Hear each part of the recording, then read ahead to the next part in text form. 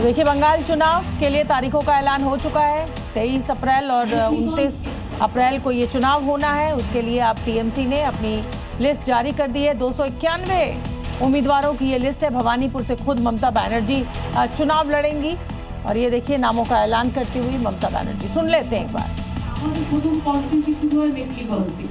बंगाल में जारी चुनाव प्रचार के बीच ममता बनर्जी का एक विवादित बयान खूब वायरल हो रहा है और इसके बाद बीजेपी समेत दूसरे राजनीतिक दलों ने ममता के बयान पर कड़ी प्रतिक्रिया भी दी है। दरअसल एसआईआर के विरोध में हुई मुसलमानों की एक सभा को संबोधित करते हुए ममता बनर्जी ने कहा कि हम हैं, इसीलिए आप सब सुरक्षित हैं और अगर हम किसी दिन ना रहे, अगर ऐसा दिन कभी आया तो 1 सेकंड में आपका सफाया हो जाएगा। बंगाल में चुनाव, दीदी का एम कार्ड। चुनाव से पहले दीदी का अल्टीमेटम दे डाली 1 सेकंड वाली धमकी। बीजेपी ने लगाया तुष्टीकरण की राजनीति का आरोप।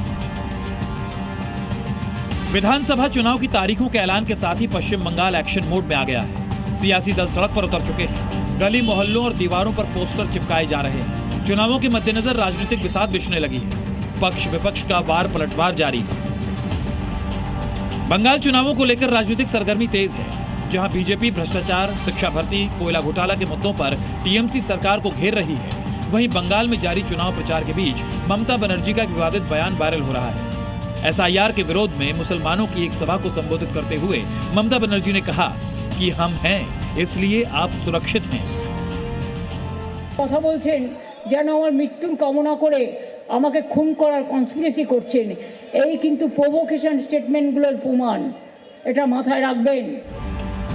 वहीं भारतीय जनता पार्टी और अन्य विपक्षी दलों ने ममता के इस बयान को मुस्लिम कार्ड करार देते हुए तुष्टीकरण की राजनीति करने का आरोप लगाया है। पश्चिम बंगाल की जो जनता है, पश्चिम बंगाल के जो बुद्धिजीवी अच्छी तरह से जानते हैं कि इस बार किसको लाना है। तो इस प्रकार जैसे कभी पैर टूट करके नाटक करती है, कभी डर दिखा करके करती है, ऐसा कुछ होने वाला नहीं है। इस बार पश्चिम बंगाल की जनता मन बना चुकी है कि परिवर्तन निश्चित है। बीजेपी नेताओं ने इसे सस्ती चुनावी चाल बताते हुए कहा कि ये कदम साबित करता है कि तृणमूल कांग्रेस तुष्टीकरण की राजनीति से बाहर नहीं आ पाई है। पश्चिम बंगाल में इस बार सिर्फ 2 चरणों में मतदान होगा। प्रदेश में शांतिपूर्वक वोटिंग कराने के लिए पुलिस फोर्स और केंद्रीय सुरक्षा बल सड़क पर उतर चुके हैं। कोलकाता, नदिया समेत अलग अलग जगहों पर मार्च निकाला जा रहा है। ब्यूरो रिपोर्ट, जी मीडिया।